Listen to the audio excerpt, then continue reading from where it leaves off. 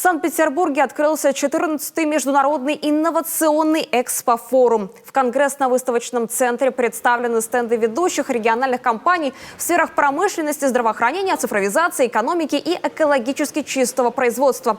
Представлены и производители коми. Экспозиция подготовлена в рамках государственной программы развития экономики и промышленности. Она принята правительством региона. В рамках форума руководители и специалисты компании республики уже провели ряд переговоров. Продукция наших производителей заслуживает внимания. Билеты у нас на сегодняшний день инновационные. Почему? Потому что мы заключили с Коми-научным центром соглашение и совместно с ними разрабатываем выпуск данных билетов. На сегодняшний день у нас уже производятся поставки в Финляндию, Польшу и во Францию.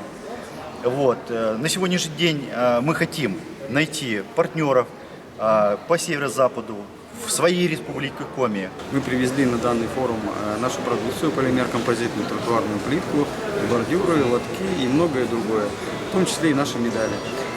На данном форуме хотелось бы, конечно же, найти новых партнеров, найти новый рынок сбыта в Санкт-Петербурге и Ленинградской области, так как наши изделия прекрасно подходят для северного климата. Мы на эту выставку привезли свой инновационный материал. Это серобетон. Чем отличается он от обычного бетона? В том, что сера более экологический материал, он дольше служит и менее затратен в применении. В ходе деловой программы инновационного форума участники обсудили основные направления промышленной политики, меры господдержки бизнеса, задачи по созданию экологичных и рациональных производств, развитию экспорта, подготовке кадров для новой промышленности.